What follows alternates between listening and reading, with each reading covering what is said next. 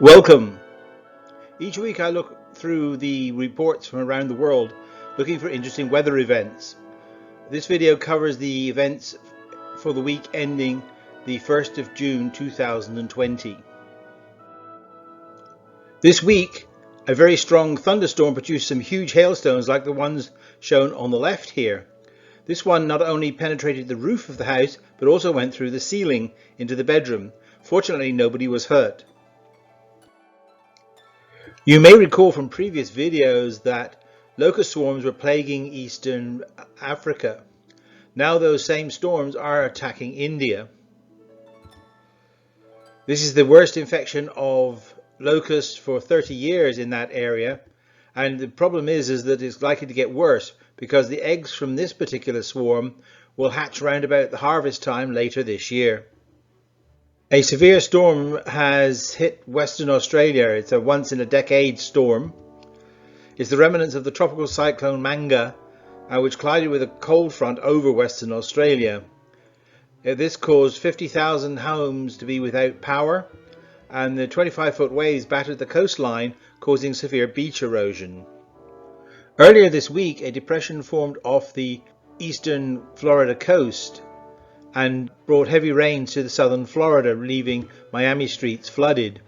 As it moved north, it intensified and qualified to become a tropical storm named BERTHA. It is likely to be the shortest-lived tropical storm in history, in that an hour and a half after it was classified as a tropical storm, it came ashore and weakened and dropped out of tropical storm category. So this is a 1.5 hour tropical storm. It is also the second tropical storm of the 2020 hurricane season, even though the season hadn't quite started yet. Amazingly, not a day after Tropical Storm Bertha formed, another storm nearly formed in the middle of the Atlantic.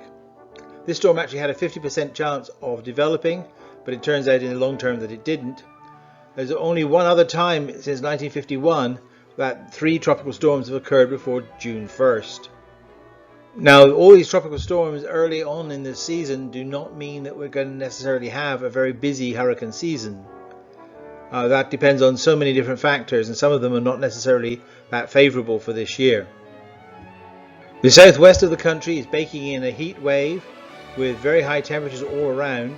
It's been affecting places like Las Vegas, Tucson and Phoenix with temperatures over 100 degrees Fahrenheit. Temperatures generally in the area are about 20 degrees Fahrenheit above normal, and San Francisco is 90 degrees Fahrenheit, breaking a 70-year-old record by 3 degrees Fahrenheit. The Czech Republic is also suffering a heat wave and a 500-year drought. The drought started in 2015 and is still ongoing. It had a warm winter, so there was less snow and therefore a lot less flow to the rivers, as you can see by this shot in the background here. Slovenia and Poland also are suffering from severe drought. Well, there's a report of, quote, zombie fires in the Arctic. You may recall last summer that it was extremely hot there and there was a lot of wildfires above the Arctic Circle, a very unusual occurrence in and of itself.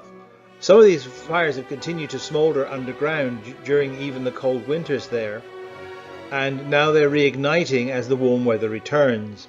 This has mainly been in Siberia and Alaska.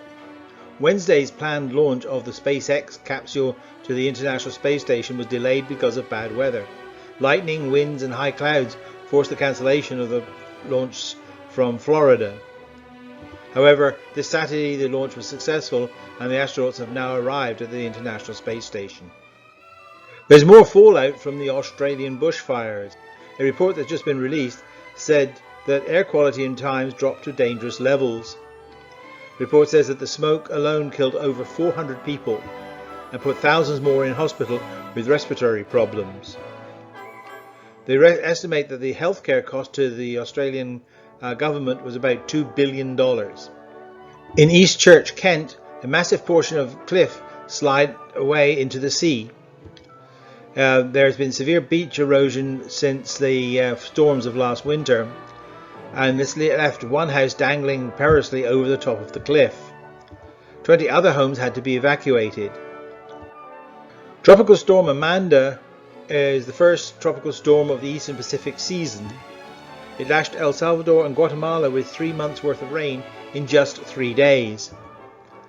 It left 17 people killed and has moved across the Central America into the Gulf of Mexico, where it became a tropical depression number 3. However, as I'm preparing this, I heard that it has now reached tropical storm status and it's called Cristobal, and is going to be heading north towards Louisiana. Let's take a quick look at the US climate for April. In the last week, we've had over 600 new record daily high temperatures, compared with just 4 new record daily low temperatures.